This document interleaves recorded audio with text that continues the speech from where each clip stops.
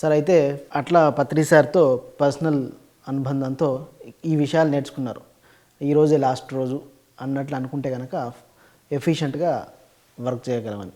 ఇంకా ఏదైనా సంఘటన మీకు సార్కి మధ్యలో జరిగి ఒక మంచి రియలైజేషన్ వచ్చిన సందర్భాలు ఇంకేమైనా ఉన్నాయా?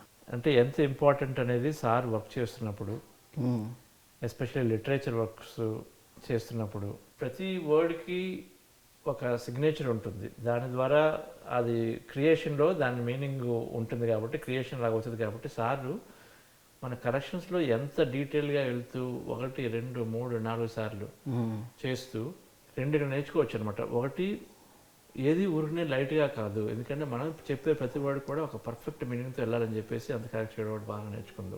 ఓకే. దాంతోపాటుగా ఇంకోటి చెప్పారు,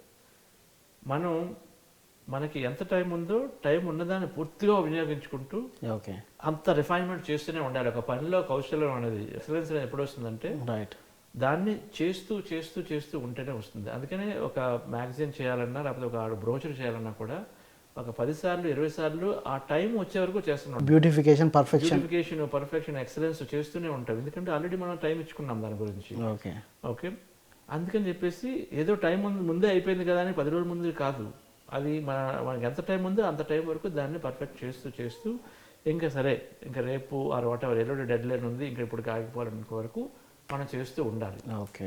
అంతేగాని నేను బాగా బెస్ట్ ప్లానింగ్ కదా అని చెప్పేసి ముందే 2 రోజుల ముందు చేసేసుకొని కూర్చోవడం అనేది దట్స్ నాట్ కరెక్ట్. ఇప్పుడు కూడా ఎందుకంటే ఏ పనికి ఆ పనికి జస్ట్ ఇన్ టైం చేయాలి.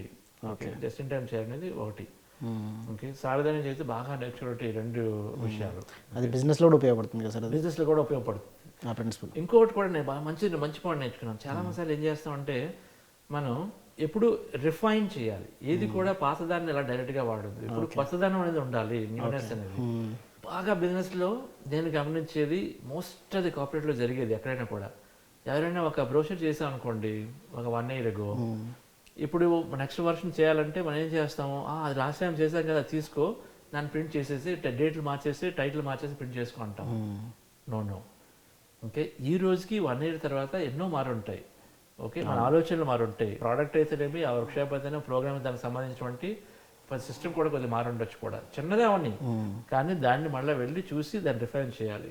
ఓకే దాన్ని బ్యూటిఫై చేయాలి, డిజైన్ చూసుకోవాలి, మళ్ళీ కంటెంట్ చూడాలి, రిఫైన్ చేయాలి. ఎప్పుడు కూడా పాత యాజ్ ఇట్ ఈస్గా ప్రింట్ చేయడం అనే కాన్సెప్ట్ నాకు ఫస్ట్ టైం కూడా చాలా అప్పీలింగ్ అనిపించింది. అది వ్యాలీ వీడియో కూడా మళ్ళీ చేయమని చెప్పారంట కదా మీరు? వ్యాలీ వీడియో మళ్ళీ చేద్దాం, కొత్త వీడియోలు యాడ్ చేయాలి. అవునవును పిఎస్ఎస్ మూమెంట్ ఇది చేద్దాం అనుకున్నాము, వ్యాలీ కూడా కొత్త చేద్దాం అనుకున్నాం. ఆఫ్ కోర్స్ అది గ్యారంటీగా చేయాలి.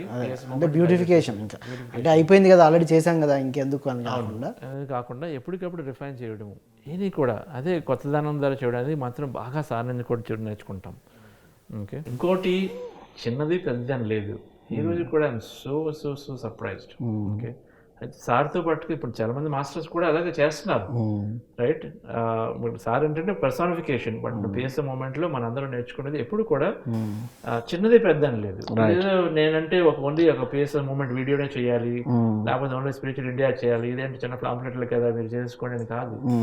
ఓకే అందరినీ ఈక్వల్గా చూస్తూ అందరితో చేయడం అంటే ఇది మ్యాక్సిమం. ఇది కూడా నేను ఇంకా నేర్చుకుంటున్నా అని చెప్పాలి. ఓకే నేర్చుకున్నా అని చెప్పాలి. సో అది నేనంటే ఓన్లీ నాది ఇదే ప్రాజెక్ట్, బిగ్ మాస్టర్, ఇవే నేను అది చిన్నవి చేయను, ఇది నాకు కాదు అని కాకుండా గ్రేట్ రైట్ అది మాత్రం కంపల్సరీగా నేర్చుకోవాల్సిన విషయం అది. ఓకే చిన్నదా ఉండండి పెద్దదా ఉండండి, వర్క్ ఇంపార్టెంట్. అల్టిమేట్గా అది నేర్పేది ఆ ధ్యానం, సమాజానికి ఎలా ఉపయోగం, అది ఆ ధ్యానం. అది ఇక్కడ రిచ్ ఫెయిర్ అవ్వచ్చు, ఇక్కడ పూర్ ఫెయిర్ అవ్వచ్చు, ఇక్కడ నేర్చుకునే అందరూ గాడ్స్ కాబట్టి సేమ్ రిలేషన్తో అదే ఈక్వాలిటీగా మనం వర్క్ చేయగలిగితే అంతే చాలా అద్భుతంగా ఉంటుంది. మాత్రం అది పెద్ద ప్రాజెక్ట్ అవ్వచ్చు, చిన్న ప్రాజెక్ట్ అవ్వచ్చు, పెద్దదాని చిన్నదాని అల్టిమేట్గా ధ్యానం నేర్పిస్తున్నాము, అది అందరూ ఒకటే అని తెలుసు. Okay at the end of the day all souls are same, everything is no different. Right sir.